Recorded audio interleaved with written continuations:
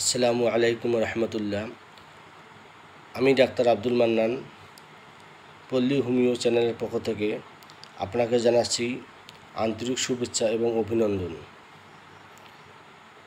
আশা করি আপনারা ভালো আছেন এবং আগামীতে যাতে আপনারা আরও ভালো থাকেন সেই উদ্দেশ্যে আমি বিভিন্ন রকম হোমিওপ্যাথিক রোগ ও তার চিকিৎসা নিয়ে আলোচনা করে থাকি। বরাবরের ন্যায় আজকেও এরকম একটি উল্লেখযোগ্য রোগ নিয়ে আলোচনা করব, তা হচ্ছে অ্যাসিডিটি বা গ্যাস। অ্যাসিডিটি বা গ্যাস এর কারণ হচ্ছে সাধারণত গুরুপাক দ্রব্য আহার করা, অতিরিক্ত রাত্রি জাগরণ, রিচ খাবার খাওয়া, তামাক জাতীয় সেবন, পচা বা বাসি খাবার খাওয়া ইত্যাদি নানাবিধ কারণে অ্যাসিডিটি বা গ্যাস হতে পারে।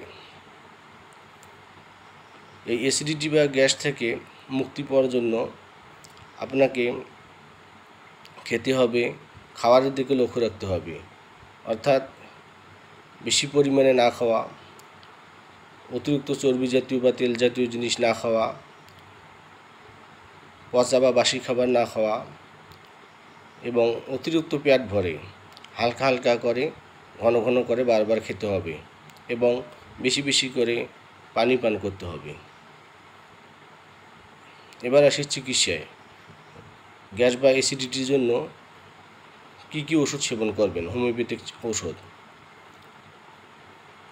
সর্বপ্রথম যারা হোমিও জ্ঞানের মধ্যে আছেন, যারা হোমিও সম্পর্কে ধারণা আছে অথবা যারা হোমিও চিকিৎসা করেন, সবাই জানেন বা জানা কথা যে নাক্স ভূমিকা। এই নাক্স ভূমিকা ওষুধটি পরিপাকতন্ত্রের অ্যাসিডিটি বা গ্যাসের জন্য 70 বা 80% কাজ করে থাকে। এর লক্ষণ কি? এর লক্ষণ হচ্ছে যে মেজাজ গরম, নিজেকে শ্রেষ্ঠ মনে করে, অতিরিক্ত রাত্রি জাগরণ, তামাক জাতীয় দ্রব্য সেবন। এই প্রকৃতির লোক যারা, এদের যদি গ্যাস অ্যাসিডিটি হয়, গলা বুক জ্বলা করে, টক চোয়া ঢেকুর ওঠে, এই প্রকৃতির লক্ষণ দেখা দিলে নাক্স ভূমিকাই তার প্রধান ঔষধ। দ্বিতীয় যে ওষুধটি নিয়ে আলোচনা করব তা হচ্ছে লাইকোপোডিয়াম, অর্থাৎ নাক্স ভমেই এই লক্ষণের ভিত্তিতে সুস্থ হওয়ার কথা। তারপরেও যদি না হয় তাহলে নাক্স ভমের পরে লাইকোপোডিয়াম ব্যবহার করতে হবে। লাইকোপোডিয়ামের বিশেষ লক্ষণ কি?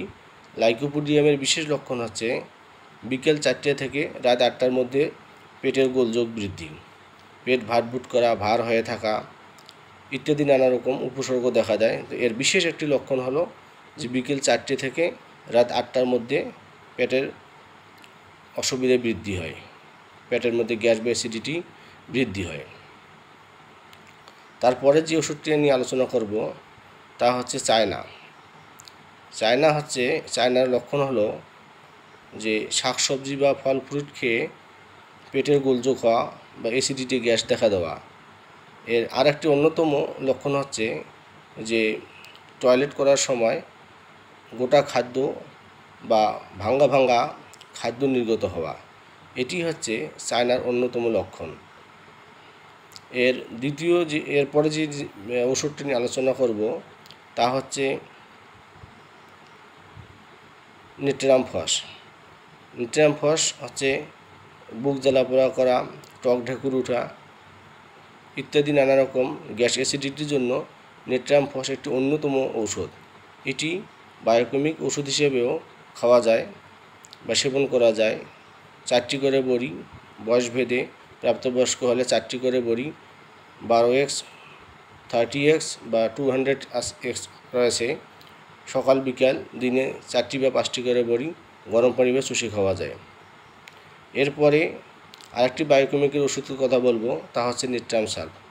নিট্রাম সাল্ফ গ্যাস বা অ্যাসিডিটির জন্য একটি অন্যতম গুরুত্বপূর্ণ ওষুধ। এরপরে যে ওষুধটি নিয়ে আলোচনা করব অ্যাসিডিটি বা গ্যাসের জন্য তা হচ্ছে কার্বোভেজ। কার্বোভেজের বিশেষ লক্ষণ কি? একটি ওষুধের অনেক লক্ষণ থাকে, তার মধ্যে আমি বিশেষ লক্ষণগুলো নিয়ে আলোচনা করি যাতে শর্টকাটে সংক্ষেপে আপনারা বিষয়টা বুঝতে পারেন যারা হোমিও চিকিৎসা করেন অথবা যারা হোমিও চিকিৎসার প্রতি আকৃষ্ট, বাড়িতে বসে যারা চিকিৎসা করতে চান, তাদের জন্য আমি বিশেষ বিশেষ লক্ষণগুলো নিয়ে আলোচনা করি যাতে আপনারা সহজেই বুঝতে পারেন। বলছিলাম যে অ্যাসিডিটির জন্য কার্বোফেজ। কার্বোফেজের লক্ষণ কি? কার্বোফেজের লক্ষণ হচ্ছে গন্ধ। কি গন্ধ?